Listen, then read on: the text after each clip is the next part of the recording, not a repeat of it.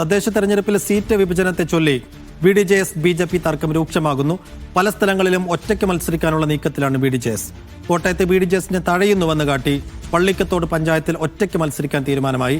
ഇടുക്കിയിൽ ജില്ലാ പഞ്ചായത്തിലും നഗരസഭകളിലും BDJSന് സീറ്റ് ആവശ്യപ്പെട്ടെങ്കിലും BJP വഴങ്ങിയില്ല.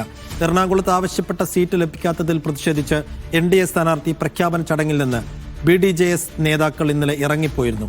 തർക്കത്തെ തുടർന്ന് തലസ്ഥാനത്തും സ്ഥാനാർത്ഥി പ്രഖ്യാപനം പൂർത്തിയായിട്ടില്ല. വിവരങ്ങൾ നൽകാൻ വിവിധയിടങ്ങൾ ഞങ്ങളുടെ പ്രതിനിധികൾ മുഹമ്മദ് ആഷിഖും ജോസി ബാബുവും വിജിൻ വായാന്തോടും മുഹ്സിന ആദ്യം ആഷിഖിലേക്ക്. ആഷിഖ്, ഇടുക്കിയിൽ NDA സീറ്റ് വിഭജനം എത്രത്തോളം വലിയ പ്രതിസന്ധിയിലാണ് ഉള്ളത്? ഏതൊക്കെ സീറ്റുകളിലാണ് കാര്യമായി തർക്കം നിലനിൽക്കുന്നത്? എന്തുകൊണ്ടാണ് BDJSനെ കാര്യമായി പരിഗണിക്കേണ്ടതില്ല എന്നൊരു സ്റ്റാൻഡിലേക്ക് BJP എത്തുന്നത്?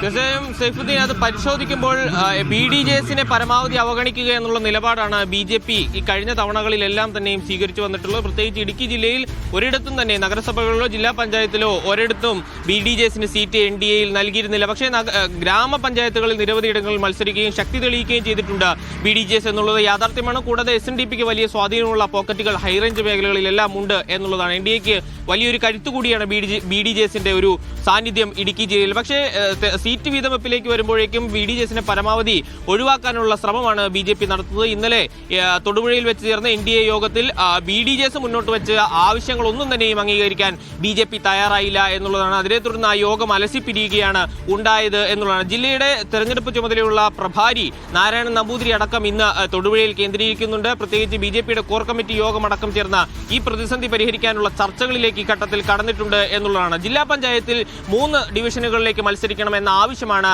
BDJS ഈ ഘട്ടത്തിൽ മുന്നോട്ട് വെച്ചിട്ടുള്ളത്. കൂടാതെ ജില്ലയിലെ 2 നഗരസഭകളായ തൊടുപുഴയിലും കട്ടപ്പനയിലും വേണ്ടത്ര പ്രാതിനിധ്യം വേണമെന്ന ആവശ്യവും മുന്നോട്ട് വയ്ക്കുന്നുണ്ട്.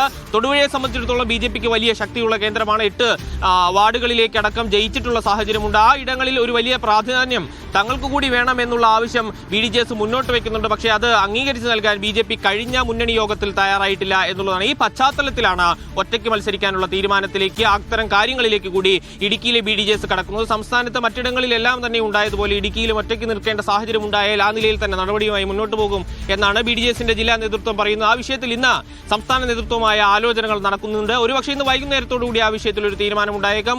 ഒരുപക്ഷെ ഒറ്റയ്ക്ക് മത്സരിക്കുമെന്ന തീരുമാനത്തിലേക്ക് ഇടുക്കി ജില്ലയിൽ BDJSും കടക്കും എന്നുള്ളതാണ്.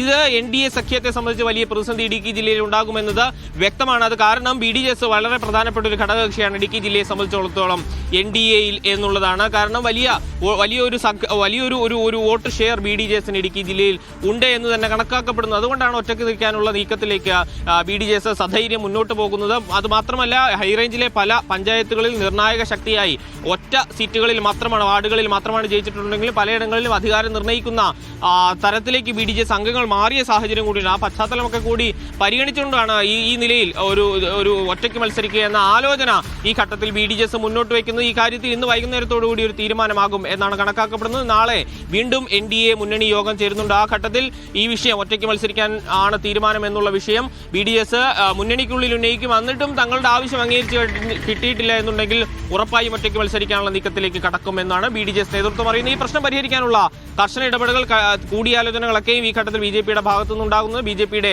കോർ കമ്മിറ്റി യോഗം ഇന്ന് തൊടുപുഴയിൽ ചേരുന്നുണ്ട്. സൈഫുദ്ദീൻ.